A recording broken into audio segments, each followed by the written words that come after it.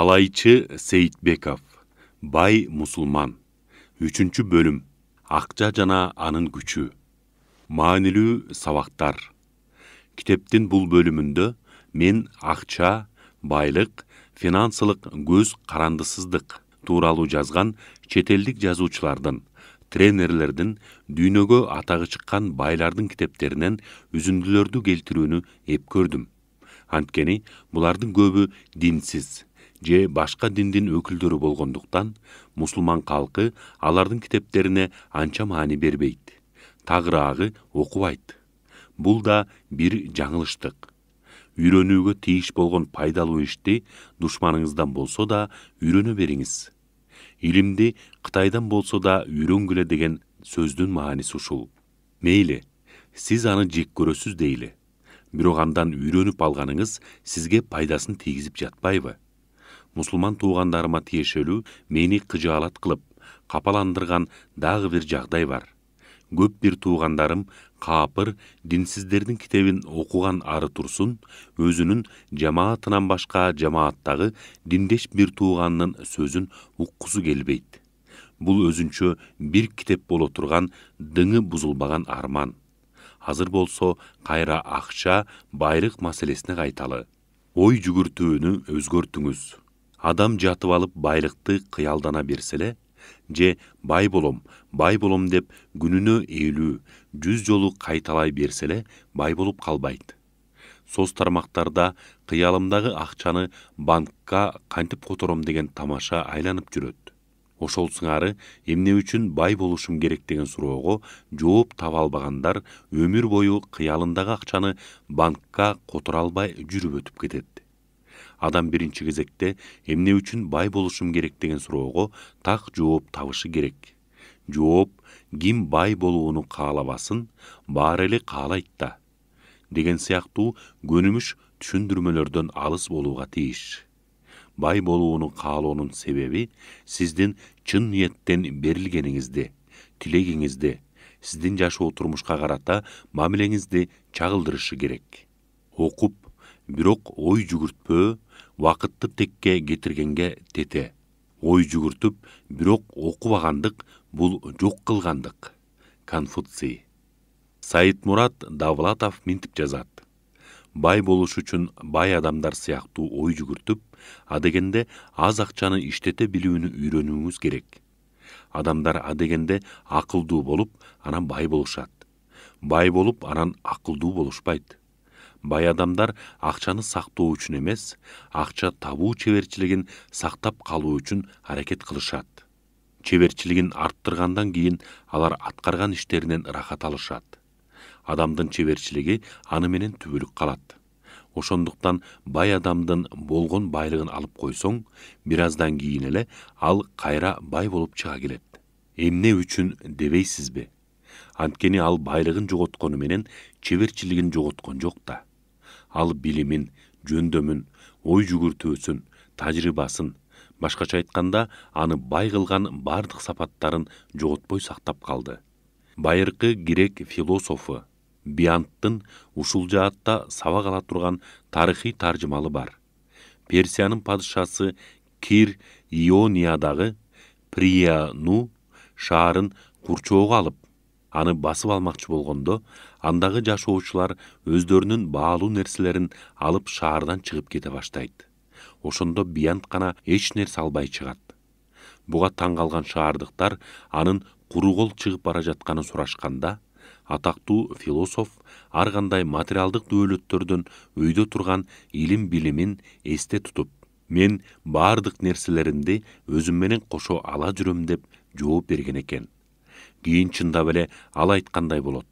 Көп мекендештери бара-бара мүлкүнөн ажырап, эми кантип күнүмдүк нан таап жейбиз деп жалдырап калышат. Ал эми 7 акылмандын бири эсептелген Биант болсо сабак берип, алган эмгек акысы менен айрым мекендештерин багып алган. Ишке киришүү.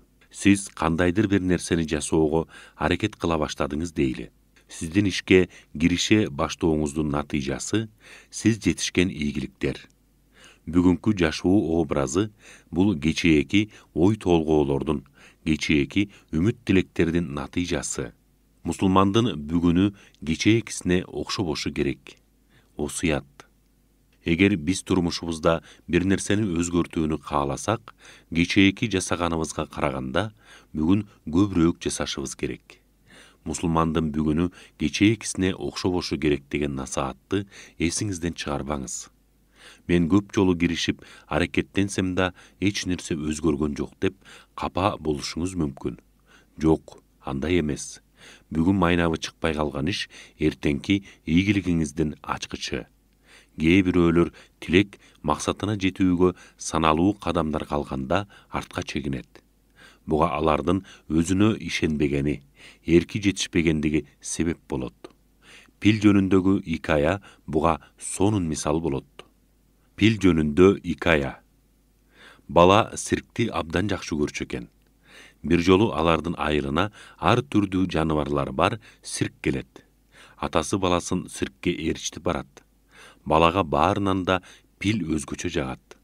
Ал укмуштуудай көнүгүүлөрдү аткарып, баарын таң калтырат.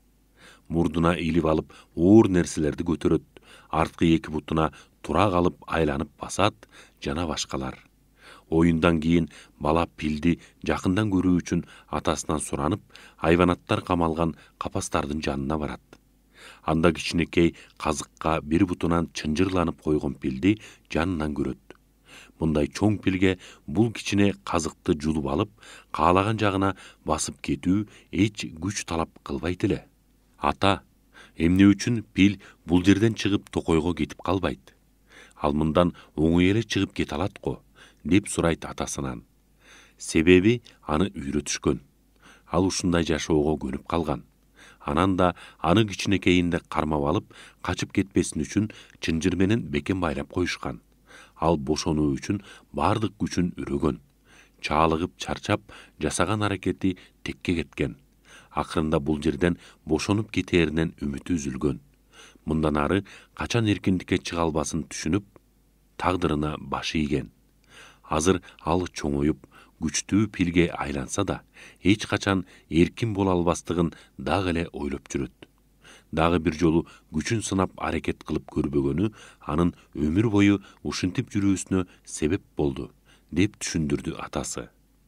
Качандыр бир кезде аракет кылып, бирок андан майнап чыкпагандан кийин ошол бойдон таштап койгон адамдар пил сыяктуу өмүр бою өз күчүнө ишенбей жүрө берет. Акча булчуңу. Ушул теманы мен Саидмурат Давлетовдун «Мен жана акча» китебинен толук бойдон көчүрүп жазууну эп көрдүм. Анткени мында өтө пайдалуу тажрыйбалар жана көнүгүүлөр жазылган. Бирок ага чейин дагы бир икаяны айта кетейин. Касым Нанутви менен Акимдин икаясы. Бахадир Шахтын заманында Касым Нанутви деген белгилүү ислам ааламы жашаган экен. Бул адам өмүрүн илим алуу жана илим үйрөтүү менен өткөрчү. Бир күнү Мераб шаарынын акими аалымга тартуу берип, аны ыраазы кылуу максатында бир капчык алтын күмүш алып мечитке жөнөйт. Жолдо бара жатып жан жөөкөрлөрүнө карап, Хазыратка мен бергендей беректи эч ким бербесе керек. Азыр анын кандай кубанганын чогуу көрөбүз деп мактанат. Сиздин берешендигиңизди эч ким кайталай албайт, деп жан жөөкөрлөрү да аны кубаттайт. Ошентип алар мечитке жетет. Бул учурда Нанутви мечиттин алдынан чачын алдырып отурган экен. Аким келип салам берет. Аалым саламга жооп берет, бирок башын көтөрүп карабайт. Аалымдын көңүл бурбай койгонуна ыңгайсызданган аким: "Хазырат, мен сизге бир аз белек алып келдим эле", дейт. "Сенин белегиңди алууга мен муктаж эмесмин", дейт аалым. "Сиздин алууга муктаждыгыңыз жок болсо, мен берүүгө муктажмын, сооп алгым келет. Мен Дехбанд медресесинен 7,5 рупий айлык аламын. Бул менин бир айлык жашоомо жетет. Эгер 8 рупий алып калсам, жарым рупийин эмне кылсам экен деп түнү бою уктабай чыгам.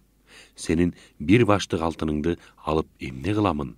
Аким өзүнө керек болбосо шериктерине бөлүп берсе болбойт бекен деп ойлонуп калат. Эгер сен муну шакирттерге берүүнү кааласаң, аларга өзүң бөлүп бер. бирок мен ала албаймын, дейт. Нанутви анын оюн бузуп. Ошондо ызаланган аким акырын мечиттен чыгып, короодо турган аалымдын кепичинин үстүнө алтын күмүштү төгүп салып кете берет. Нанутви мечиттен чыкса кепичи жок. Үйрүп жаткан акчага карап да койбой, кепичин издей баштайт. Шакирттери акчанын арасынан кепичин таап чыгып, алдына койгондо, аны кийип жөнөп калат. Ошондо Миянжи деген жардамчысы ушунча акчаны бир карабады деп таңданып калганда, Хазирет айткан экен. Адамдар дүнүйө табам деп башы менен сайылып алышкандыктан, кепиштери айрылып кеткиче чуркашат. А мен дүнүйө дебей, Аллах дегеним үчүн дүнүйө менин кепичиме сажда кылды. Мен азыр жаза турган нерсе менен бул икая бири-бирине карама-каршыдай туюлушу мүмкүн. Бирок түпкүлүгүндө экөөндө тең бирдей эле маани жатат. Экөөндө тең акчага көз каранды болбоого, акчадан өз мүмкүнчүлүгүн жогору коюуга шыктандыруу бар. Анда акча булчуңу эмнекенине кайталы. Өзүңүзгө болгон ишенимиңиз уламдан улам артып баратканын сезип жатасызбы? Өзүңүзгө ишенбесеңиз болбойт. Дүкөнгө кирип, башка дүкөндөрдөн 1,5 эсе арзан сатылып жаткан нерсени көрсөңүз, мындай нерсе сизде мурда бар болгонуна карабай, муну сатып алам деген планыңыз жок болсо деле, аны сатып алгыңыз келет. Сатуучу сизди аны сатып алууга кызыктырып, үндөгөнүнө карабай, жөн эле карап турганыңызды айтып, убара болбоосун сылык билдириңиз. Ошол эле убакта бул буюмду кааласаңыз эле сатып алаарыңызды да сезип турасыз. Накталай акча ушундай ишенимди пайда кылат. Бул айрыкча аялдарда көбүрөөк байкалат. Тигил же бул дүкөнгө кирип, аялдарга назар салып турсаңыз, алардын ар биринин киреше деңгээли кандай экенин дароо аныктайсыз. Эгер туугандарыңыздын бири башкаларына караганда бардар турса, конокто турганда ошонун гана бакылдаганын угасыз. Бул өзүнөн өзү боло турган нерсе. Ошондуктан жаныңызда көп акча алып жүрсөңүз, акча булчуңдарын машыктыра аласыз. Муну өзү саналуу мүнөттөрдө бир жолу сахнага чыгып ырдоо үчүн бир нече ай даярданган ырчынын талыкпаган эмгегине окшош. Ал эми толук бир альбом ырды даярдоо үчүн кээде бир нече жылдар сарпталат. Ошондуктан акчамды уурдап алышат, же жоготуп жиберем деп коркпош керек. Акча жаныңызда болсо, сиз өзүңүздү дайыма адептүү, тартиптүү жана токтоо алып жүрө аласыз. Америкалык окумуштуулар бир уникалдуу эксперимент жүргүзүп көрүшкөн. Алар 500 адамды сүрөткө тартып алышкан соң, алардын эмнеден коркоорун ар биринен сурап чыккан. Ошондо бирөөлөр карактоодон, бирөөлөрү өлтүрүп кетүүдөн корко тургандыгын айткан. Алардын жооптору төкпөй чачпай жазылып алынган. Андан соң сүрөттөрдү түрмөгө алып барып, ушул адамдардын кимисин тоноор элеңиз, кимисин өлтүрөр элеңиз деп чыныгы каракчыларга жана адам өлтүргөндөргө көрсөтүп сурап чыгышкан. Жүргүзүлгөн тажрыйба көбүнесе карактоодон, адам өлтүргүчтөрдөн корккон адамдардын сүрөттөрүн тандап алышканын ырастаган. Бирок кылмышкерлер ошол адамдарды эмне үчүн тандап алышканын так түшүндүрө алган эмес. Ошондуктан коркунучтарды, кооптонууларды өзүңүздөн оолактатууга аракеттениңиз. Эмнеге дегенде, негативдүү психологиялык абал жагымсыз, терс окуя көрүнүштөрдү өзүнө чакырат жана кылмышкерлерди көкүтүп турат. Өзүңүздүн кооптонууңуз менен күрөшүү жана жаныңызда чоң суммадагы акчаны ишенимдүү алып жүрүүгө машыгуу абдан маанилүү. Эрк жок жерде жол да жок. Бернард Шоу. Астанада мындай окуя болгон. Акча булчуңу деген темадагы тренингтен кийин бир аял чоң суммадагы акчаны алып жүрүүдөн коркпой турганын, анткени анда 25 жылдык кассирдик стажы бар экенин, ошондуктан ал ар дайым бир далай акчаны алып жүрөөрүн айтты. Мен ага, макул, келиңиз, биз сизге бүгүн $20,000 берели. Сиз бүгүн ошол акча менен жүрөсүз да, эртең кайра бересиз дедим. Ал макул болду. Мен ага убада кылынган сумманы бердим. Ал аны дароо сумкасына салды да үйүнө жөнөдү. Андан кийин мен бул аялдын артынан барып, баскан турганынын баарын камерага тарткыла деп шакирттериме тапшырма бердим. Кийин тартылып алынган тасманы көрдүк. Киши автобуста баратканда ал акча салынган сумкасын бооруна бекем кысып алыптыр. Өңү боз тартып, кооптонгону, кыжаалаттанганы даана көрүнүп турду. Автоунаадан түшүп жашаган үйүнө жеткенде, подъездин кире беришинде бир нече бейтааныш адамдар ары бери басып турганын көрөт. Булар менин шакирттерим болчу. Алар жөн эле сүйлөшүп турушкан. Аял алардын көзүнчө батирине кире албай, чоң үйдү айланып баса баштайт. Шакирттерим мага телефон чалганга чейин ал үйдү 2 жолу тегеренген.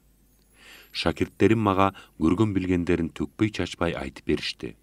Мен аларды аялдын үйүнөн алысыраак турууларын өтүндүм. Алар ары көздөй басаар замат аял чуркап батирине кирип кеткен. Эртеси ал тренингке келип акчаны тапшыргандан кийин видео тасманы чогуу олтуруп көрдүк. Өзүнүн кооптонгон өң алетин экрандан көргөндөн кийин гана аял канткен менен чоң суммадагы акчаны жаныңда этияттанбай алып жүрүү оңой эмес экенин мойнуна алды. Накталай акчаны баары жакшы көрөт, бирок жоопкерчилигин алуудан коркушат.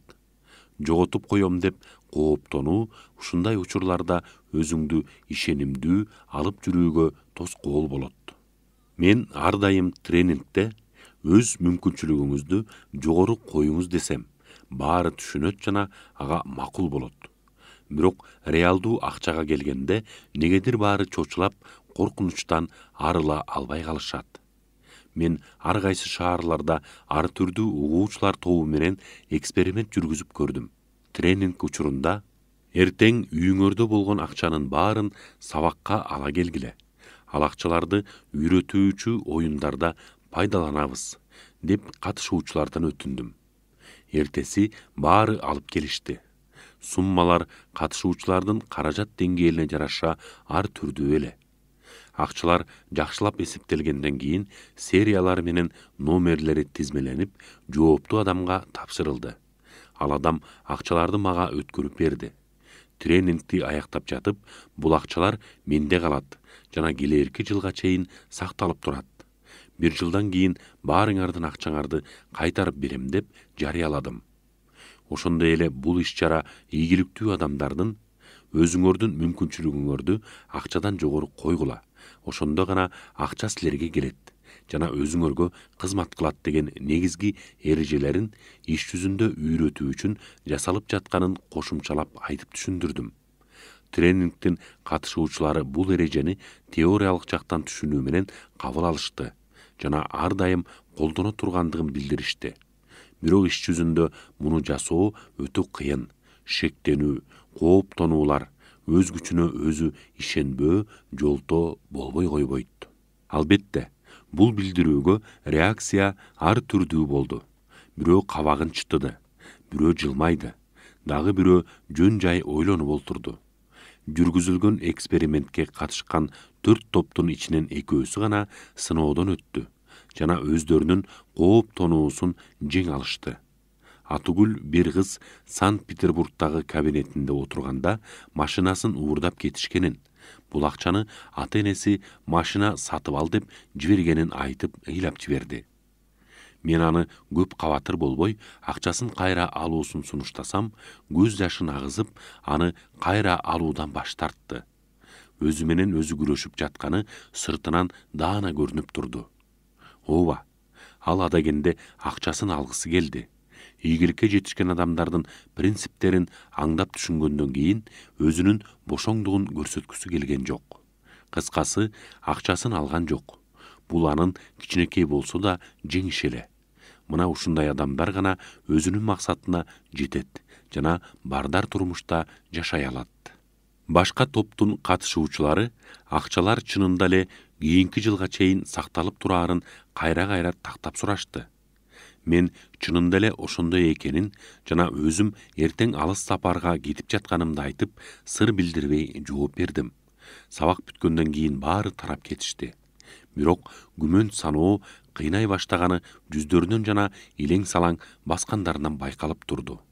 Мен ошол эле күнү кечинде катышуучулардын башчысына топтолгон акчаны ээлерине таратуусун өтүнүп, баарын өткөрүп бердим. Эртеси эртең менен вокзалга келсем, ал жерде дээрлик баардык катышуучулар күтүп туруптур. Муну көрүп абдан таң калдым. Көрсө алар кооп тонууларын жеңе албай коюшкан экен. Акчалардын баары топ башчыларды экенин, алар бүгүн тренингдин баардык катышуучуларына таратып берээрин түшүндүргөндөн кийин өздөрүнүн катасын мойнуна алышты. Шектенүү алардан күчтүү болуп чыкты. Өздөрү менен күрөшө албаган, ошол тренингдин катышуучулары арадан 1 жыл өткөндөн кийин мындай тажрыйба аларга пайдалуу болгону үчүн мага ыраазычылык билдиришти. Чечкинсиздик жолу болбогондуктан да жаман. Эч нерсе жасабагандан көрө жасап көрүп жаңылган жакшы. Жаңылуулар бизге илим жана тажрыйба калтырат. Ал эми чечкинсиздигибизден кооптонуу жана шектенүү калат. Бул эреженин чыныгы маанисин түшүнүү адамга кайрат жана өз күчүнө ишеним тартуулайт, ийгиликке жол көрсөтөт. Эгер сиз акчага, ал азбы же көппү, ага карабай жайынча жана ишенимдүү мамиле кыла албасаңыз, анда эч качан бай боло албайсыз. Эгер сиз аз суммадагы акчадан да кооптонсоңуз, анда сизде эч качан көп суммадагы акча болбойт. Ошондуктан бул багыттагы жөндөмүңүздү өркүндөтүүгө аракеттениңиз. Өзүңүздүн мүмкүнчүлүгүңүздү, кесибиңизди акчадан жогору коюңуз. Мына ошондо сиз ийгиликке жетишкен жана көз карандысыз адам боло аласыз.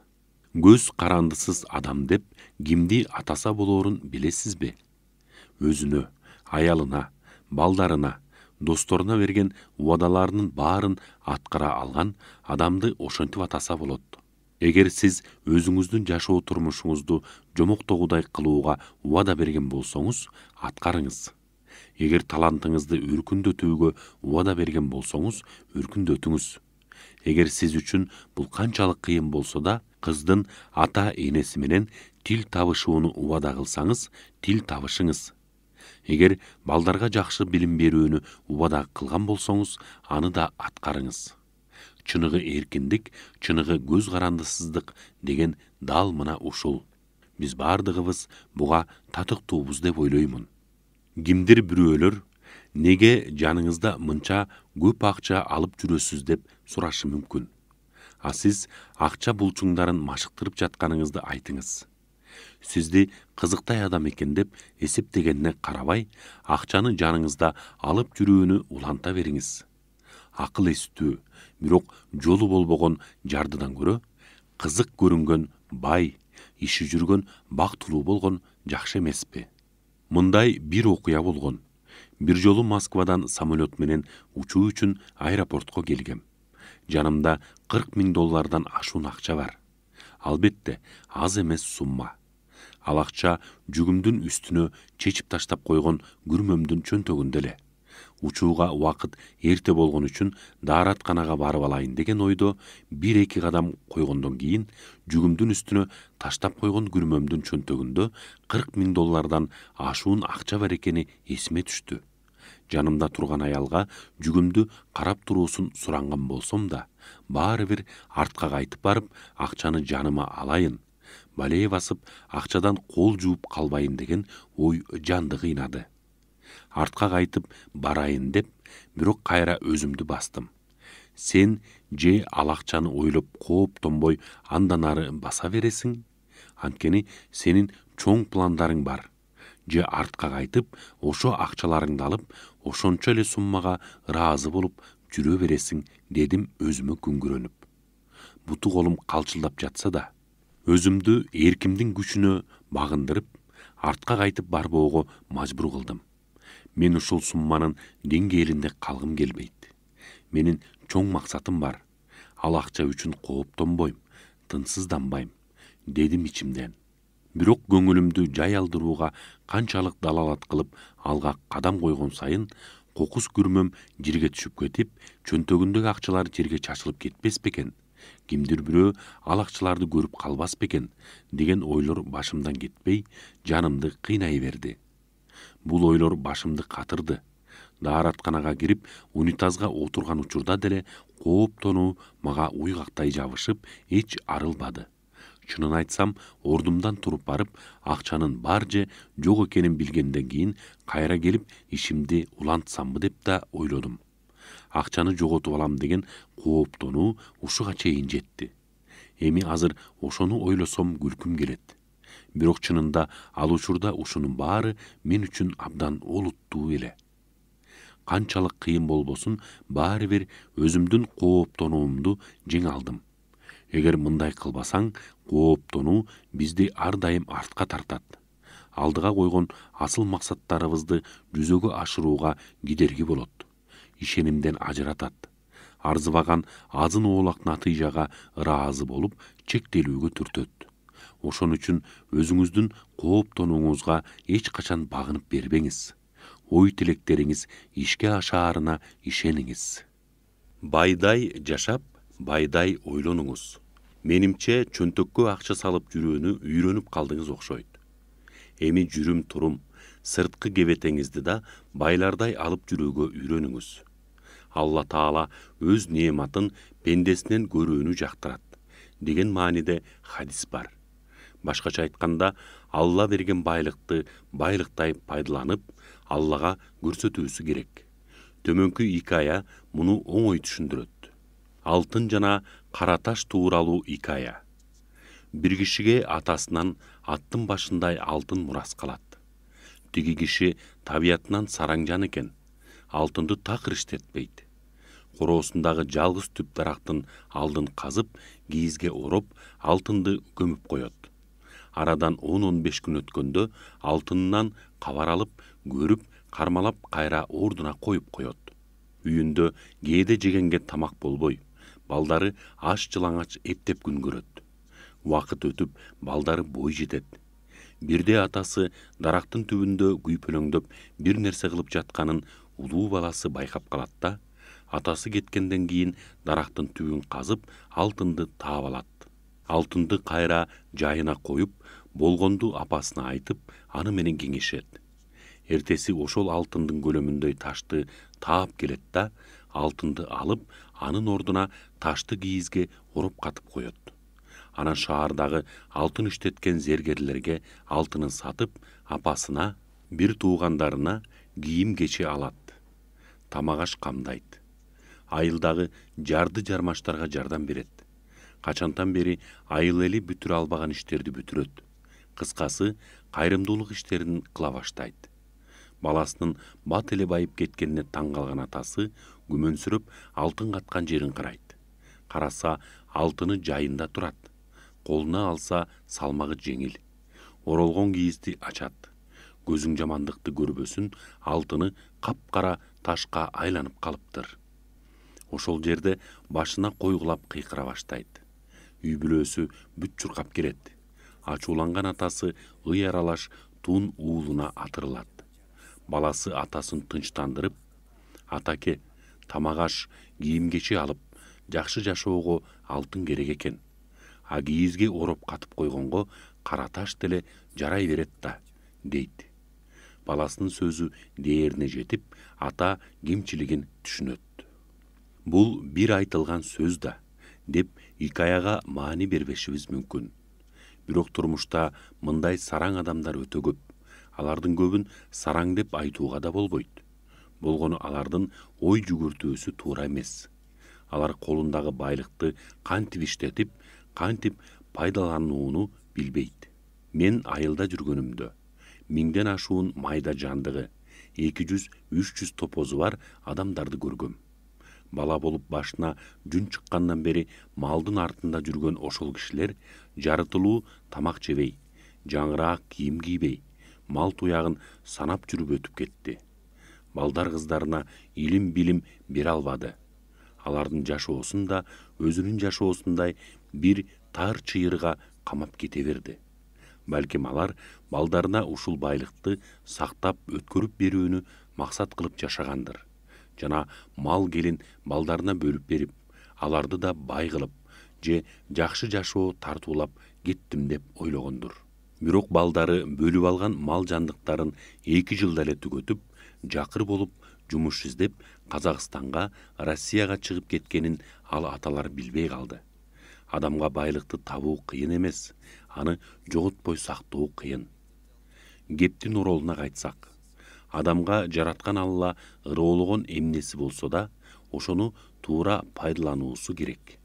Эгер байлыгы болсо, кайрымдуулук кылып, кийинип, жакшы тамактанып, бай экендигин көрсөтсүн. Эгер илим билими болсо, башкаларды окутуп, үйрөтүп, анысын көрсөтсүн. Өнөрү болсо, анысы менен элге кызмат кылсын.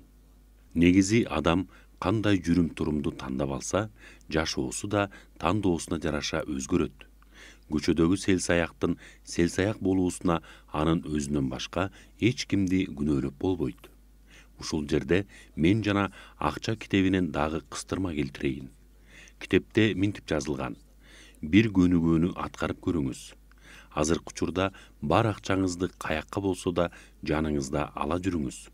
Бул сумма 200, 500 же 1000 доллар болушу мүмкүн.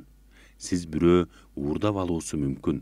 Сарптап жиберем же жоготуп коембу деп чочулабастан туруктуу акчага көнүшүңүз керек. Биринчиден бул сизге ишеним алып келет. Экинчиден сиз акчага этиет мамиле кылууну жана аны сарптагыңыз келген учурда андан карманууну үйрөнөсүз. Мындай сапаттарсыз чоң суммадагы акчаны иштете билүү же башкаруу тууралуу сөз да болушу мүмкүн эмес. Ушулардын баарын мен иш жүзүндө үйрөндүм. Мен жашоонун өтө катаал мектебинен өттүм. Вокзалдарда жатып түнөгөн, курсагым ачка калган учурлар болгон. Иштеп тапкан акчаларымдын баарын келечекте бутума туруп, финансылык жактан көз карандысыз адам болуу үчүн талыкпай окууга жана терең билим алууга сарптоого туура келди. Москвага биринчи жолу мен жөн эле эс алганы жана шаарды кыдырып көрүү, Кызыл Аянтта болуу үчүн келген элем. Акчам түгөнүп, үйгө кайтууга туура келгенде, темир жол вокзалына барып, узатуучуну акысыз алып кетүүсүн өтүнүп, көндүрүүгө аракеттендим. Шартымды айтып, күрөөгө паспортумду сунуш кылсам да көнбөй койду. Азыр мен ошол узатуучуга макул болбой койгон үчүн ыраазымын. Мен ошондо кетип калсам, балким баары башкача болмок. Анан ошол вокзалда бир адам менен сүйлөшүп калдым. Ал кишиге өзүмдүн абалымды айтууга, Москваны көргөнү келип, акчамдын баарын сарптап жиберип, эми үйгө кете албай жатканымды билдирүүгө туура келди. Ал жооп ордуна бырс күлүп алды да, анан сен билесиңби, адамдар башка өлкөлөрдөн бул жерге акчасыз келип, акча иштеп табышат да, үйлөрүнө акчалуу болуп кетишет. А сен болсо акчаң менен келип, эми акчасыз кайтып кеткиң келип жатат. Бирок кете албай жатасың деди. Дүлөй болбоо жана пайдалуу сөздөрдү угуу өтө маанилүү. Кудай эмне кылууну кимдир бирөө аркылуу сөзсүз айтат. Мен ал кишиге кандай иш болсо да аткарууга даяр экенимди, бирок аны таппай жатканымды айттым. Ал дагы күлүп жиберип, Москва чоң шаар. Бул жерге мурдагы СССРдин курамындагыларды эске албаганда, оогандар, вьетнамдар, корейлер, кытайлар келип иштешет. А сен болсо бул жерде иш таба албаймын деп айтасың. Бул туура эмес, деп түшүндүрдү. Мына ошондо мен терең ойлонуп, анын айтканы туура экенин баамдадым. Иштеп акча тапмайынча үйгө кайтпаймын деп өзүмө убада бердим. Тез эле ылайыктуу иш таап, жан үрөп иштей баштадым. Көбүрөөк акча табуу үчүн үнөмдөп, акчаны бөлүп сактап жүрдүм. Бирок чынын айтсам, менин укуксуздугумдан пайдаланып, милиция жыйнаган акчамды бүтө алып койду. Менде эч нерсе калбады. Эч кимге арыздана албайм. Андай кылуунун пайдасы деле жок болчу. Кайра баштан баштоого, жан үрөп иштөөгө, үнөмдөөгө, бөлүп сактоого туура келди. Бирок баягы абал улам эле кайталана берди. Абдан капа болдум. Эмне кылаарымды билбейм. Тартип сакчылары менден улам тартып алган акчанын жалпы суммасы ошол кездеги эсеп менен бир топ эле болуп калган. Акыркы ушундай окуядан кийин такыр акчасыз калып айлам куруду. Бара турган жерим жок болчу. Таңга маал метродо Киев вокзалы тарапка баратып, аялдамалардын биринен түшүп калдым. Москва дарыясындагы паркка чейин барып, олтургучка күчүк басып, Кудайга жалынып жалбара баштадым. О Кудай, эмне үчүн мындай болуп жатат? Эмне үчүн мен талыкпай эмгектенсем да, тилек кылган жашоомо ак эмгегим менен жете албайм? Ооба, ыйлап, жалынып жалбардым. Анан ушул учурда менин ой пикирим да, дүйнөгө болгон көз карашым да өзгөрө баштады. Көз алдымда бир нерсе жарк эте түшкөндөй болду. Өзүмдүн акыбалыма бир сыйра көз жүгүрттүм. Суу кирген бут кийимим, кирдеген кийимгече, мокочо болгон дене, өсүп кеткен сакал мурут, акча топтоп үйгө кетүү үчүн 3 ай бою ачык асмандын алдындагы жашоо. Эмне, мен ушундай жашоону тилек кылдым беле? Ушул учурда Кудай мага жооп берип жаткандай өзүмдүн ичимдеги үндү уктум. Сенде акча болгон эле, бирок сен аны туура колдоно албадың. Сен аны акыл эс менен сараптап, жакшы жашасаң болот эле, бирок антпедиң. Сен билим алууну эңсеген элең, бирок окубаганың мындай турсун, өзүңдү өзүң кордогондой иштеп жатасың. Ошон үчүн акчаңды тартып алдым. Мына ошондой адамдар эмне үчүн 18-20 саат иштесе да бай боло албаганын түшүндүм. Өзүмдүн жездемдин тарткан азабын эстедим.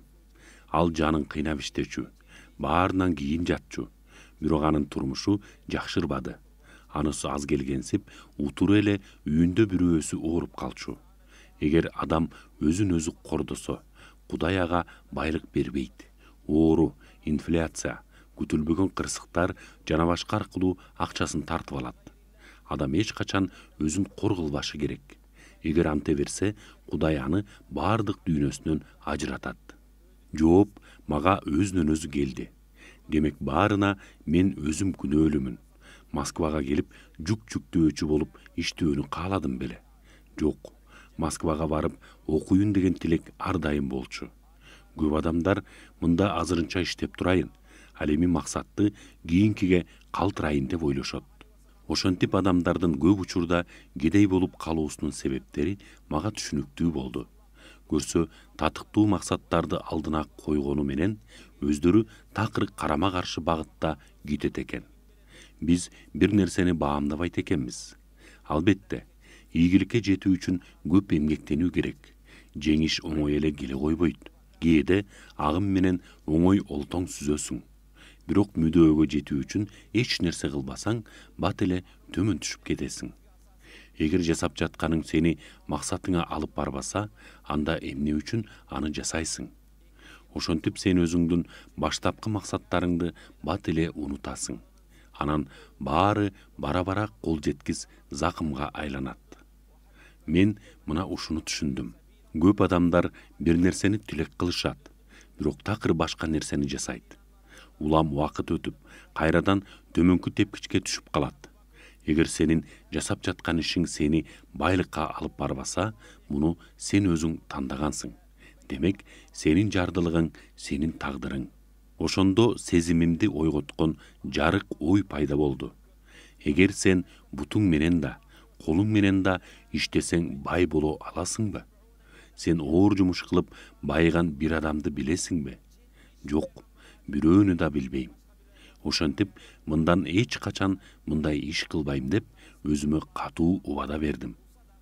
Анткени менин алдымда тандай турган эки жол бар экенин, же кара жумуш менен, же өз акылым менен акча иштеп табаарымды түшүндүм.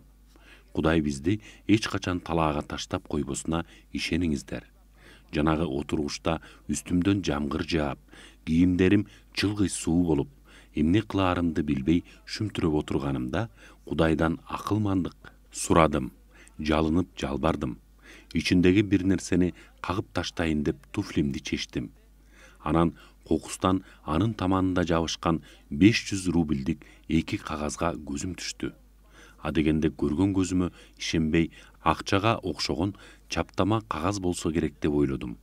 Колума алып кармалап көрсөм, кадимки эле акча.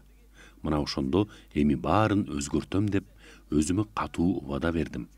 Байлыгымдын уюткусу ушул 2 акча болсо керек деп ойлодум. Ичим жылый түштү. Жашоо турмушумду жомоктогудай өзгөртөм деген бекем чечимге келдим. Мен буга абдан ишендим. Бут кийимимден акча таап алгандан кийин эми сөзсүз түрдө акчаны колдоно билүүнү үйрөнөм деп өзүмдү милдеттендирдим. Кийин дал ошондой болду. Мына ушул чечимден кийин жолум укмуштай ачылып, көп акча иштеп таба баштадым. 100 рубльдан башталган ишим 2 жумадан кийин 300, анан 500, анан 1000 рубльга жетти. Жөнөкөй тамактын баасы 20 рубль болчу. 300 рубльга мыкты ашканада тоюп тамактанса болор эле. Кандай кылганымды айтайынбы? Жанагыда таап алган 1000 рубльга тийбедим. Калган акчамдын баарын сарптадым. Болгон акчанын баарын сарптайм деген максат койдум. Эң кымбат ресторандарга бардым. Эң даамдуу жана кымбат тамактарды буйрудум. Өзүмдү бай адам катары сезүү үчүн кымбат баа кийимдерди сатып алдым. Акчаны тарттырып жибергенден көрө өзүм пайдаланганым жакшы деген ой туулду менде. Ошол учурда мен өзүңө кандай мамиле кылсаң, башкалар да ошондой мамиле кылышат. Эгер сен өзүңдү өзүң сыйлабасаң, анда башка адамдар да ошондой эле мамиледе болушат деген өтө маанилүү түшүнүк пайда болду. Кымбат ресторандарга баруу, кычырап кийинүү зарыл деп эсептегеним ушундан улам. Дагы мындай кылган учурум болду. Таксисттен 1 саат жүрсө канча төлөөрүмдү сурадым. Канча болоору кайда барганыбызга жараша болоорун айтты. Мен алыс барбай турганымды, жөн эле айланып жүрөөрүмдү түшүндүрдүм. Таксис мунун эмне кереги бар деп таң калды. Мен ар дайым Москваны кыдырсам, көчөлөрүн айланып көрсөм деп эңсечүмүн деп түшүндүрдүм. Ошентип ал мени күн сайын Москваны чарк айландырып жүрдү. Кызмат үчүн жакшы эле сумма алып жүрдү. Эмне үчүн мындай кылдым? Өзүмдү бай адам сезип, ишенимдүүрөөк болуу үчүн. Адам өзүн ишенимдүү сезсе, өзүн ошондой алып жүрсө, жасаганынын баары максаттагыдай болот. Арадан көп өтпөй өзүмдү бай адамдай сезе баштадым. Күн сайын 1500-2000 рубльдан иштеп таба турган болдум. Ошол жылдары бул орто эсеп менен 400-500 долларга жакын барчу. Мындай акчага ошол учурда Тажикстандан батир сатып алууга болор эле.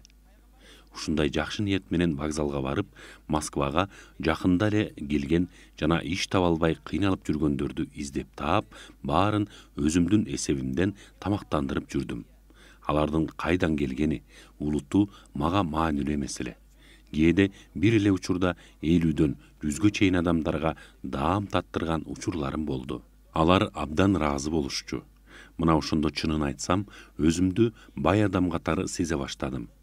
Билесизби, кимдир бирөөгө бирдеме бергенин канчалык жагымдуу экенин ошондо сездим. Жогоруда айтылгандар жакшы жашоодон үмүтү үзүлүп, келечегин элестете албай калган адамдарга жакшы мотивация болоору бышык. Айрыкча азыркы экономикалык оор кырдаалда көбүнчө жапжаш жигиттер келечегине үмүтсүз карап, эмне кылаарын билбей калган учурлар кездешет. Жогоруда автордун Кудай эч кимди талаага калтырбайт дегени мага абдан жакты. Чынында адам ырыскысы түгөнмөйүнчө өлбөйт. Демек, демиң чыгып, колу бутуң кыймылдап турабы? Демек, сен тирүүсүң, сенин ырыскың али түгөнө элек. Ордуңдан тур да аны издеп жөнө. Автордун кайрымдуулук кылып, адамдардын курсагын тойгузгандагы сезимин мына ушундай ишти кылгандар гана сезе алат.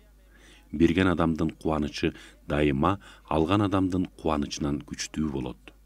Ушул тууралуу устат менен шакирттин икаясына көз чаптырып, анан бул кичи теманы жыйынтыктайлы. Устат менен шакирттин икаясы. Устат менен шакирт эгин талааны жарып өткөн чыйырда келе жаткан. Кокустан шакирт жол жээгинде жаткан эскилиги жеткен чокойду көрө калат. Ал абдан шум жигит болчу. Устатына карап, чамасы бул эгин сугарып жүргөн дыйкандын бут кийими окшойт. Катып койсок эмне дейсиз? Келип бут кийимин таппай издегенин бир тамаша кылалы дейт. Кедейди кыжаалат кылып, өзүбүз тамашага батканыбыз түзүк иш эмес. Андан көрө чындап тамашага баткың келсе, анын чокоюна акча салып коелу да, аңдып туралы, эмне кылаар экен дейт устаты.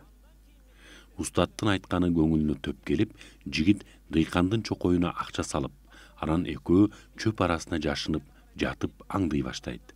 Бир аздан кийин жүзү күнгө тотуккан, бозоруп, өңүп кандай экени билинбей калган эски чапанынын этегин белине түрү байланган дыйкан келет. Ал ылай бутун шиберге ары бери сүртүп, чокоюн кийип жөнөйт. Бирок бутуна урунган бир нерсени сезип, бутун чечип какса, ичинен чачылып акча түштү. Чачылган акчаларга карап, бир саамга ден дароо болуп туруп калды. Анан өзүнө келип, эки жагына карана баштады. Көзүнө эч ким урунбайт. Акчаларды шаша-буша койнуна тыгып, тизелей отура калды да, колун көтөрүп: "О жараткан, менин абалымды менден да жакшы билүүчүсүң. Аялым ооруп төшөктө жатканын, балдарым аш жылаңач отурганын жакшы билесиң. Башыбызга түшкөн балээден куткарганыңа шүгүр. Өзүңө шүгүр, шүгүр" деп көз жашы мөлтүлдөп ыйлай баштады. Аны карап отурган устат менен шакирттин да көзүнөн жаш сызылды. Айрыкча шакирт өзүн башкача сезип, кадимкидей бышактап ыйлап жиберди: "Азыр мурдагыга караганда бактылуу экениңди сезип тургандырсың. Биринчи оюңду кылганыңда абалың такыр башкача болмок", деди устаты. "Устат, өмүрү эсимден чыкпай турган сабак алдым. Бергендин бактысы алгандын бактысынан таттуу дегенди эми түшүндүм", деди шакирти жашын сүртүп. Акчаны үнөмдөө жана бөлүп сактоо ар бир үй кожоюнунда айлык кирешенин жана чыгашанын так эсеби болуусу керек. Кирешенин 10% сиз өзүңүз үчүн, тагыраак айтканда максатыңыз үчүн сактап коюшуңуз керек.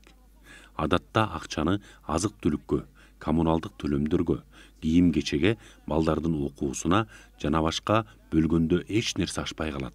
Бул учурдагы калың катмарга тиешелүү көрүнүш.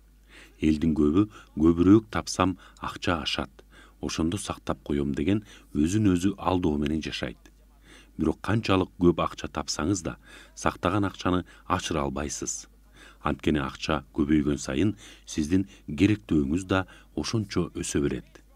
Мисалы башында $100 акча менен жашайт элеңиз. Кийин аныңыз $200 айланды. Ошондо деле сиз мурдагыдай өзүңүзгө эч нерсе ашыра албадыңыз. Эми $500 табасыз. Бирок дагы эле жетишпестик баягыдай. Демек, сиз акчаны башкара албайсыз. Сиз керектөөгө сарпталуучу чыгымдарга байланып калгансыз. Ал эми ийгиликтүү адамдар адегенде белгилүү сумманы бөлүп коюшат да, анан калганын чыгымга жумшайт. Мейли, сиздин тапканыңыз 100 сом болсо да, анын 10 сомун бөлүп сактап коюңуз. Бул акыры сизге байлык алып келет. Күндөрдүн биринде турмушуңуз жакшырып, байып баратканыңызга күбө болосуз. Карыз кирешенин жолун бууйт. Карыз алууга шариатта уруксаат берилген. Карыз берген кишиге сооп сый берилери айтылган. Ошондой эле алган карызды эртерээк кайтарууга үндөгөн. Карыздын алыш бериши тууралуу шариаттын өзүнүн мыйзамдары бар. Курандагы эң узун аятта карыз тууралуу айтылган. Пайгамбарыбыз алейхиссалам карызга батуудан сакта деп Аллага дуба кылган. Көп хадистерде алган карызды батыраак кайтаруу зарылдыгы айтылган. Ал тургай карызын кайтарбай өтүп кеткен адамдын мураскорлору аны кайтарып берери буйрулган. Ушулардан улам карызга өтө олуттуу мамиле кылуу керектигин байкасак болот. Башкача айтканда, өтө зарыл болбосо, карыз алуудан этият болгон жакшы. Эл ичинде карыз артка тартат деген сөз бар. Чындап эле карызы бар кишинин тапканында береке болбойт. Ошон үчүн карыздан мүмкүн болушунча эртерээк кутулууга аракет жасоо керек. Бирок мында да кээ бир жазылбаган мыйзамдарга кароого туура келет. Мисалы, сиз карыздан эртерээк кутулууну каалап, айлык акы алаар замат аны карызга төлөйсүз. Туура, сиз бир аз жеңилдеп калдыңыз дейли. Бирок айдын аягына чейин жашоо да керек. Эми сиз жаңыдан башка бирөөдөн карыз сурап чыгышыңыз керек болот. Мындайда сиз өмүр бою карыз менен жашап калууңуз толук мүмкүн. Сиз карыз берген адам менен тил табышып, карызыңыздын 20%-ын ашып кетсе, 30%-ын төлөп туруңуз. Баса, баягы 10%-ды өзүнчө бөлүп сактоону бул учурда да түк эсиңизден чыгарбаңыз. Ошентип карыздан кутулсаңыз, сизде эми карызсыз жашоого чоң мүмкүнчүлүк пайда болот. Биринчиден, сиз кирешенин 20-30%-ын бирөөгө берип үйрөнүп калдыңыз. Экинчиден, жанагы 10% дегениңиз да бар. Эми бул акчаларды чогуу өзүңүз үчүн деген акчага кошуу сизге оңой. Анткени сиз бул акчалар жок учурда деле жашай алгансыз да. Киреше булактарын көбөйтүү. Калктын калың катмарынын кедей жашоосуна дагы бир себеп киреше булактарынын аздыгы. Көп адамдар жашоосуна киреше алып келе турган бир гана иш менен алек болушат. Бир гана айлык маянасына сүйөнүп жашагандар бар. Бир аксакал айлык деген сөздүн аты туура эмес коюлган. Канча көп алсаң деле айлык айдан айга ашпайт. Ай аягына жетсе жетет, жетпесе жок деп айтканын уккан элем. Ал киши туура баамдаган. Бизде көп ишкана мекемелерде элдин калың катмары эмгектенген мектеп, жогорку окуу жайлар, ооруканаларда айлык маяна бир айда бир жолу айдын аягында гана берилет. Бул эртең тое жеп, ошол бойдон кечке чейин чыдап жүрүү керек дегенге окшош. Андан көрө ошол эртең менен жегениңдин тең жарымын калтырып коюп, түштө жесең, кечке кыйналбай жүрөсүң. Айлык маянаны деле апта сайын же жок дегенде 15 күндө бир ала турган болсоң, ошол эле бир айда алчу сумма жашоого киренирээк жетет. Сиздин чөнтөгүңүздө дайыма акча болот. Сиз карыз алууга муктаж болбойсуз. Киреше аз болсо да бат-баттан кирип турса, берекелүү болот. 20 000 сом айлык алган мугалим менен 20 000 сом алган тигүүчүнү карап көрүңүз. Мугалим айлык маянасын айдын акырында алат. Тигүүчү болсо аптасына 4 000 сомдон алып турат. Натыйжада тигүүчү карыз болбойт. Кандай майда муктаждыктар болсо да убагында чече алат. Ал эми мугалим болсо муктаждыктын баарын айлык ала турган айдын аягына жылдырат. Же карыз алууга айласыз болот. Карыз артка тартаарын жогоруда сөз кылдык. Айдын акырында алган маянастын тең жарымын же андан көбүн карызына берип, акча зарыл болгон иштерин дагы айдын аягына жылдырат. Же дагы карыз издеп жөнөйт. Ошондуктан кирешенин бир булагына ишенбей, киреше булактарын көбөйтүүгө аракет кылуу керек. Мейли, ал сиз ойлогондой чоң сумма алып келбесе дагы, өтө эле аз сумма болсо да, баары бир анын болгону жакшы. Адам оңой менен кечип өтө албай турган албууттанган улуу дарыяларды көрүп эле жүрөсүз да. Ошол дарыялар жерден чыкканда эле ошентип оргуп чыккан эмес. Эгер дарыянын башталышына барсаңыз, жерден араң эле чыгып жаткан кичинекей булак суусун, же мөңгүдөн сызылып эрип түшүп жаткан бир кулак сууну көрөсүз. Ушул суу улам ылдыйлаган сайын, майда суулар улам кошулуп олтуруп, жанагы сиз көргөн албуут дарыяга айланат. Финансылык дарыяда майда киреше булактарынан куралат. Киреше булактарынын санын көбөйтүңүз. Алардын бири токтоп калса, экинчиси улана берет. Балким сизге азыр аз киреше берип жаткан ушул булактардын бири келечекте сизге эң көп киреше бере турган булакка айланып калуусу мүмкүн. Киреше булактарынын көптүгү сиздин бай болууңузга шарт түзөт. Ар кандай кырдаалда, инфляция учурунда, финансылык каатчылыкта жана башка учурларда киреше булактары көп адамдар гана туруштук бере алат. Дарыянын суусу азаюусу мүмкүн, бирок таптакыры соолуп калбайт. Көчөдө, жол боюнда эски уску буюм теримдерди, эски окулбай калган китептерди сатып отурган абышка кемпирлерди көргөндө, ушундан да киреше түшмөк беле деп ойлогон чыгарсыз. Бирок алар күнүнө 50 же 100 сом акча табышы мүмкүн. Муну менен алар күнүмдүк тамак ашын таап жей алат. Бул анын айдын аягында ала турган пенсиясы толук бойдон өзүндө калат деген сөз. Алып келе турган сумманын аз көбүнө карабай, киреше булактарын көбөйтүңүз. Күмөн саноонун зыяны.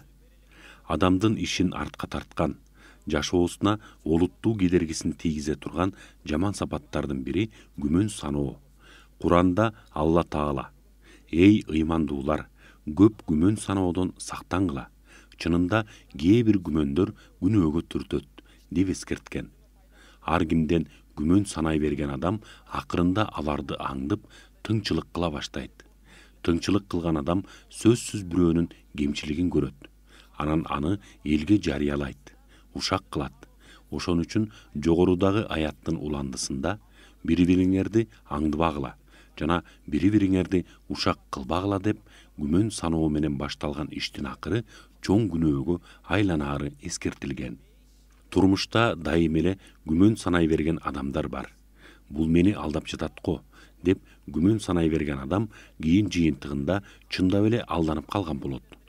Эч кимге шек санабай, күмөнсүз мамиле кылып үйрөнүңүз. Сизге айтылган сунуштарга күмөн санабаңыз.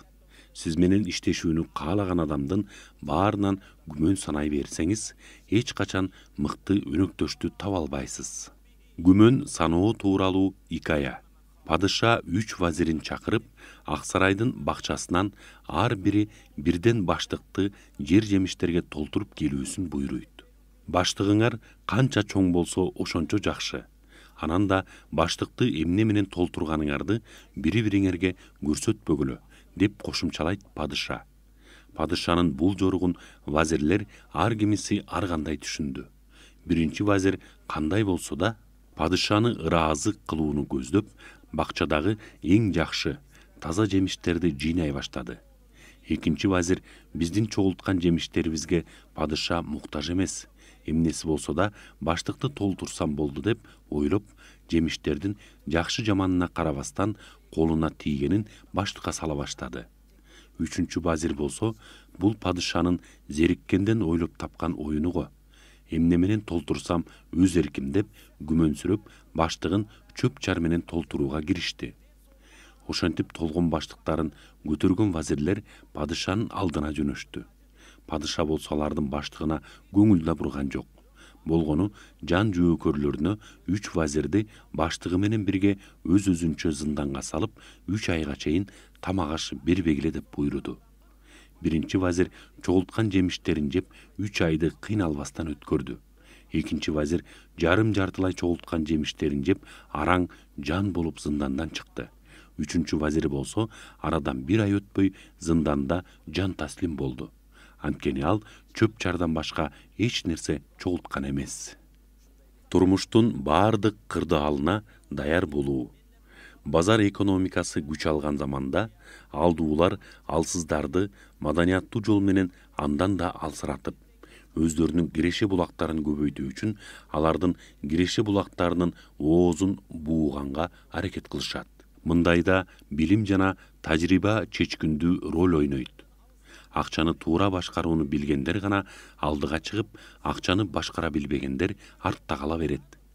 Кичинекей бизнестер ары турсун, дүйнөгө атагы чыккан миллиардтаган кирешеси бар ишканалар да банкрот болуп, жок болуп кеткен учурлар көп кездешет. Ар бир ишкердин өзүнө жараша атаандашы болот. Атаандаштык бул түшүнгөн адамга зыяндуу эмес, тескерисинче өнүгүүгө, изденүүгө түрткү болгон фактор. Иштин оорун тандасаң, жолуңда атаандаштар аз болот деген сөз бар. Атаандаштык күчөгөн сайын аны жеңе турган, кысталыштан алып чыга турган жолдор ачылат. Алла Таала эч кимдин ырыскысын кыйып койбойт. Ырыскынын бир эшиги жабылса, экинчи эшиги ачылат. Андыктан үмүтсүз болбой, бир абалдан экинчи абалга өтүүгө даяр болуу керек. Кандай кыйын кырдаал болсо да, андан чыгуучу эшик сөзсүз табылат. Болгону аны таба билүү керек. Мындай бир икая бар. Жолборс, түлкү жана маймылдын икаясы. Түлкү тумшугуна эч нерсе илинбей, талаада желип жортуп келе жатса, алдынан уудан жолу болбогон жолборс чыгат. Ажалы мурдунун учуна келип, мына азыр бир аздан кийин жолборстун чеңгелинде калаарын билип турса да, өзүн жоготпой, эптеп андан кутулуунун жолун издейт. Качып кутулууга мүмкүн эмес. Аралык өтө эле жакын жана жолборстун ылдамдыгы буга белгилүү. Ошондо араакта кабыргалары аркайып, Алда качан өлүп калган жолборстун тарпы көзүнө илинди. Түлкү дароо тарпка жармашып, оркойгон кабыргаларды ырылдап кажап кирди. Жолборс аны аңдып, мына секире тургандай жакын келгенде, түлкү: "Ой, ушунча да арык жолборс болобу? Эч нерсесин калтырбай жесем да, жумурума жук болбоду. Мындай жолборстон дагы бирди жесем да тойбоймун го", деп ырылдап, эки жакты карай баштайт. Муну уккан жолборс ордунан былк этпей катып да калат. Качан түлкү ары жагын караганда, дароо артына качып жөнөйт. Мунун баарын дарак баштан байкап карап отурган маймыл жолборстун алдын тосо чуркап: "Эй баатыр, түлкүдөн коркконуң кантет? Анын сага күчү жетмек беле. Ал сенден кутулуу үчүн ушундай амал кылды. Жүрү, ага кайра баралы. Аны калп айтканын өзүң көрөсүң", дейт. Жолборс алданганына ачууланып, маймылга ыраазылык билдирип, аны үстүнө мингизип алып, кайра түлкүгө бет алат. Бир ажалдан кутулганына шүгүр кылып, эми жол улайын деп турган түлкү ага утурлай келе жаткан жолборсту, анын үстүнө минип алган маймылды көрүп, иштин ойрон болгонун дароо түшүндү. "Жаныңды жегир, маймыл. Бүт сырды ачып берген экен. Эми эмне кылсам" деп ойлонгончо, жолборс баягы аңдыган ордуна жетип келди. Түлкү көп ойлонбоду. Дароо баягы кабыргаларга жармашып кажай баштады. Жолборс менен маймылга артын салып отуруп алып, "Маймыл мени алдаган экен. Дагы бир жолборсту алдап алып келгенче, сен муну жеп тур" деп кеткен боюнча кайра келбей койду. Эми жолумдан чыкчу болсо, жолборсуна кошуп, өзүн да былжырата чайнайын деп ачууланат. Муну уккан жолборс маймыл алдап келген экен деп түлкүгө эмес, маймылга тырмак салат. Ушуну күтүп турган түлкү куйругун кыпчып качып жоголот. Жакырчылык бул мурас. Уяда эмнени көрсө, учканда ошону алат деген сөз бар. Бала жакырчылыкта чоңойсо, ал жашоону ошондой кабыл алат жана ошондой болуш керек экен деп ойлойт. Балдарга жакшы жашоонун үлгүсүн көрсөтүү ата эненин иши. Ата эне өзүнүн күнүмдүк тапканына ыраазы болуп, ушундай жашоого көнүп алуусу мүмкүн. Бирок балдарды да ушундай жашоодо жашап калуусуна жол бербеши керек. Инвестициянын эң жакшысы балдарга салган инвестиция. Бул айрыкча бизге кыргыздарга зарыл. Балага жакшы тарбия, жакшы билим берип чоңойтсоң, бат эле алардан эмгегиңдин үзүрү кайтат. Ошон үчүн балдардын жашоосу сиздин жашооңуздан башкача, жетиштүү болуусу үчүн кам көрүп коюшуңуз керек. Сиз эски үй, бир уй, 5-6 майда жандык, 10 чакты тоок болсо, ошого ыраазы болуп жашай бересиз. Балдарды да ошого үйрөтөсүз. Алар да балдарын ошого үйрөтөт. Канаат, топуктуу болгон жакшы деңиз, бирок заман талабы утуру өзгөрүп турат да. Бир учурда тагыраагы Союз учурунда аталарыбыз 150 сом айлык алып, ошону бир үй бүлөнү кенен баккан. Машина алууга же үй салууга жетпегени менен бул акча күнүмдүк турмушка кенен жетип, ашып да калган. Ал учурда элде байуу түшүнүгү болгон эмес. Баары бирдей жашаган. Азыр такыр башка жашоо. Эртең дагы башкача болушу мүмкүн. Балдарды жашоо кандай өзгөрсө да, сынбай турган, жеңилбей турган, өзгөрүүнү өздөштүрүп кете турган илим билимдүү, адеп ахлактуу кылып тарбиялоого аракет кылуу керек. Өзүнө сарптоо, кайрымдуулук кылуу, жардам берүү, сый урмат көрсөтүү жана башка жакшы сапаттарга ислам дининдей маани берген башка дин да түзүм да жок. Мына ушуларды биринчи өзүнөн баштап, анан үй бүлөсүнөн, анан жакын туугандарынан, анан болуп уланып кете берет. Бул логикага сыя турган туура жол. Биринчи өзүңдү кара, өзүңдүн жөндөмүңдү арттыр, өзүң ден соолукта бол, ошондо башкаларга жардамыңды тийгизе аласың. Өзүңдө жокту башкага кантип бересиң. Ошон үчүн өзүңдөн эч нерсени аяба, ден соолукка кам көрүңүз. Спорт менен машыгыңыз. Эгер ооруп калсаңыз, сиз өзүңүздөн аяп сактаган суммадан 10 эсе көп сумманы дары-дармекке жана дарыгерге берип коротушуңуз турган иш. Дарыга же дарыгерге бергенден көрө өзүңүзгө бергениңиз жакшы. Спорттун пайдалуу түрү менен машыгыңыз. өз убагында эс алууну унутпаңыз. Жакшы тамактаныңыз, жакшы кийиниңиз. Өзүңүздү өзүңүз кадырлап баалабасаңыз, сизди башкалар да баалабайт. Напака садаканын эң жакшысы өз үй бүлөңө берилгени деген хадисти эсиңизден чыгарбаңыз. Ийгиликтин эрте кечи болбойт. 30-ында орок корбогон, 40-ында кырман бастырбайт деген накылды менимче көпчүлүк туура эмес түшүнөт. Бир укканда мындан 30 жашка чейин ийгиликке жетпеген 40 жашка чыкканда кыйратмак беле деген маани чыгат. Башкача айтканда, жашында бир ишти жарытпаган картайганда деле жарытпайт деген сөз. Бирок мен муну башкачараак түшүнөм. Бул жазында эгин экпеген күзүндө түшүм жыйбайт деген эле сөз. Аял албасаң кайдан балалуу болмок элең. Аракет кылбасаң берекет болбойт. Ушул сөздөрдүн баарынын түпкү мааниси бир. Эгер биз 30-ында эч нерсе кыла албаган адам 40 жашында деле эч нерсе кыла албайт деп ишенген жерде, тагдыр деген нерсе муну жокко чыгарат. Адамдын тагдыр зубаласы ар кандай үзүлөт. Ыйман дагы ар кимге ар түрдүү берилет. Бирөө балакат жаш курагына жеткен күндөн, бирөө болсо өмүр суусу түгөнөйүн дегенде акыйкатты түшүнөт. Ийгилик деле ушундай бирөөгө эрте, бирөөгө кеч жылмаят. Уоррен Баффет 56 жашында миллиардер болгон. Ал эми Цукерберг 23 жашында. Кайли Дженнер аттуу бийкештин тагдырына 21 жашында миллиардер болууга жазылган. Шумахер 25 жашында чемпион болсо, Нино Фарино алгачкы биринчилигин 44 жашында багындырган. Эсептей берсек, мындай мисалдар толуп жатат. Төмөндө ийгиликке кеч жеткен дүйнөгө белгилүү 10 адам тууралуу кыскача баяндаймын. Албетте, булар биз бетке кармап үлгү кыла турган адамдар эмес деңизчи. Болгону ийгиликтен үмүт үзүп, кол куушуруп отуруп албаш керек экенине булар тирүүлөй далил боло алат. Алардын аткарган жумушу пайдасыз же зыяндуу болуусу да мүмкүн. Бирок биз алардын эмне жумуш аткаргандыгын эмес, алардын жашоодогу максатына жетүү үчүн жасаган аракеттерине гана баа беребиз. Рэй Крок, Макдональдстын негиздөөчүсү. 1954 жыл болчу. Мен 52 жашта элем. Ал учурда диабет жана артрит менен жабыркап жүргөм. Бирок мен келечекке үмүт менен карайт элем, деп эскерет Рэй Крок. Бир тууган Макдональдтар менен тагдыр жолуктурган учурун. Бул учурга чейин Крок кембагал болчу жана оорунун айынан кулагы жакшы укпай калган эле. 52 жашына чейин кагаз стакандарды сатып жан баккан Крок белгилүү бизнесменге айланып, анын өндүрүштөрү бир канча жолу кыйроого туруштук берген.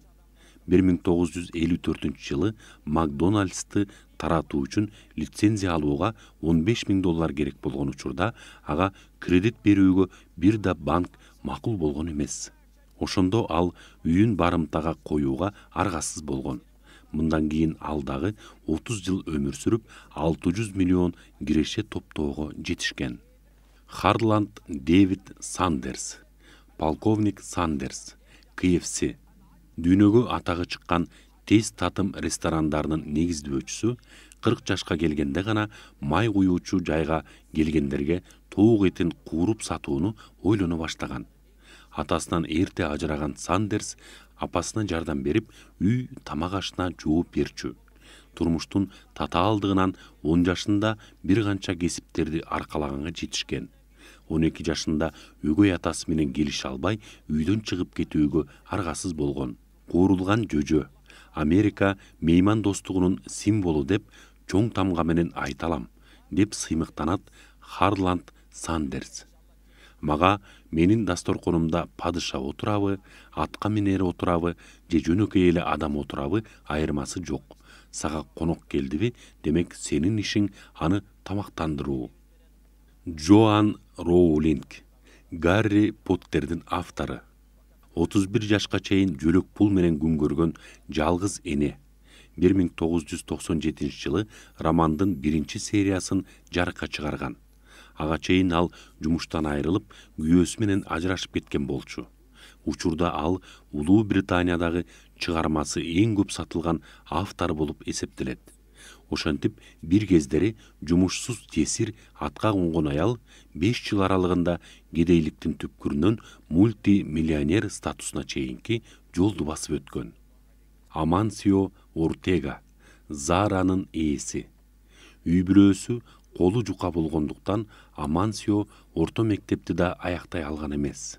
13 жашынан тартып дүкөндө кийимдерди жайгаштыруучу жардамчы болуп эмгектенген. 37 жашында Амансио алгачкы кийим-кечек фабрикасын ачкан. Алгач ал аялы Росали менен бирге халат, түнкү көйнөктөрдү жана аялдардын кийимдерин үйүндө тиге баштаган. Бир ирет буйрутма менен тигилген көп сандагы кийимдерди клиенти алуудан баш тартат. Бизнесин сактап калуу үчүн жубайлар бул кийимдерди өз алдынча сатууга аргасыз болушат.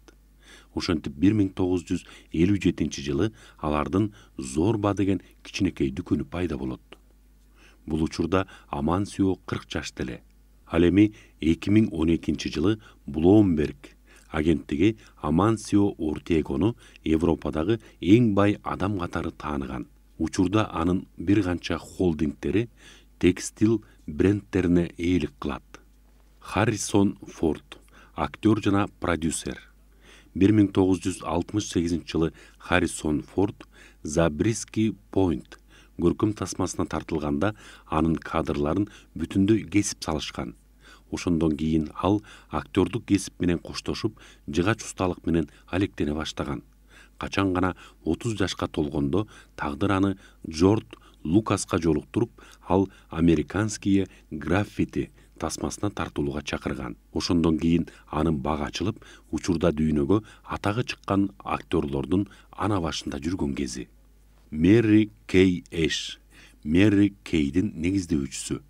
Мэри Кей 25 жыл соода агенттигинде эмгектенип, жашоосуна өзгөртүү киргизе алган эмес. Качан ал жумуштан чыгып, аялдар жана бизнес тууралуу китеп жазууга киришкенде жашы 45ке келип калган эле. Китеп жазуу учурунда анын багыты өзгөрүп, териге кам көрүүчү, крем майларды чыгаруучу компанияны негиздөө планы башталган. 1963 жылы Мэри Кей күйөөсү менен бирге Мэри Кей Cosmetics компаниясын $5000 капитал менен баштаган. Мен ар бир үй-бүлөлүү жана бала тарбиялоочу аял заты өз карьерасын түптөп алуучу компанияны негиздөөнү каалагам, деп билдирет дүйнөлүк масштабтагы компаниянын негиздөөчүсү миллионер Мэри Кей. Генри Форд, Форд мотор компаниясынын негиздөөчүсү. Генри ирландиялык мигранттын үй-бүлөсүндө туулган.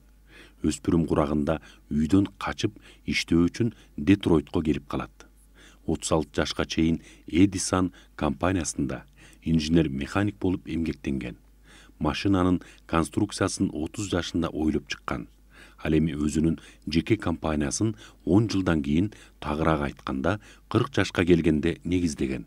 Компанияга негизги ийгиликти 1908 жылы чыккан Ford T модели алып келген.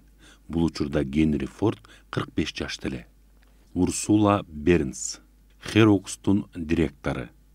Урсула Манхэттендеги Жарды районунда турган үй-бүлөдө төрөлүп, балалыгын Барух үйү деп аталган аз камсыз болгон үй-бүлөлөр үчүн курулган интернатта өткөргөн.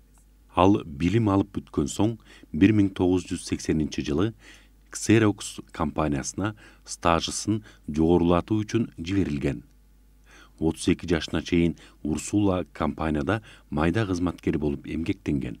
2009 жылы компаниянын генералдык директор кызматына ээ болуп, америкалык компанияны жетектеген алгачкы кара түстүү айым болуп калды.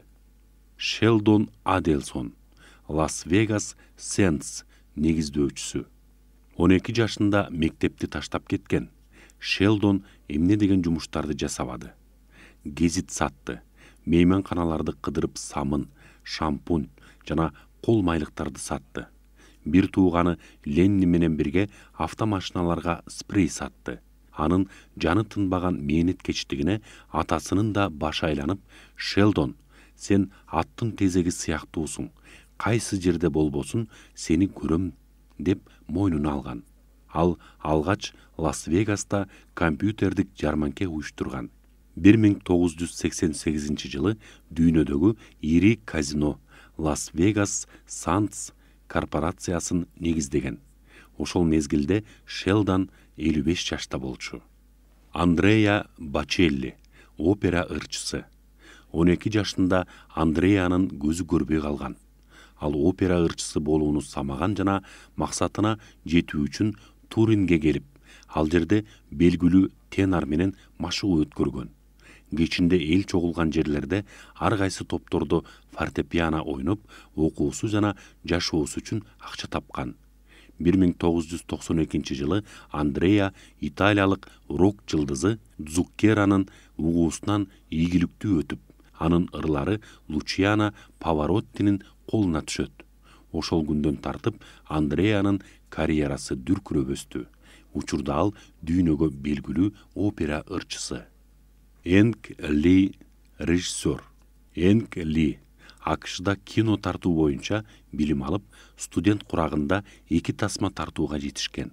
Бирок андан ары анын жылдызы жанбай 6 жыл, башкача айтканда 36 жашына чейин ишсиз калган.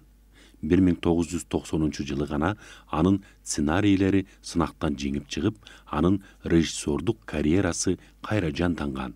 Азыр болсо ал дүйнөгө таанымал «Сиз дагы анын халк», «Пинин жашоосу», «Бүкүрү тоо» жана башка тасмаларын көргөн чыгарсыз. Биз жогоруда сөз кылган атактуулар аракет кылсаң берекет болот деген сөздү иш жүзүндө далилдеген адамдар. Мындай адамдар биздин арабызда да ондоп саналат. Булардын кылган ишине, пайда зыянына карабай, алардын ийгиликке жетүүгө жасаган аракетине кароо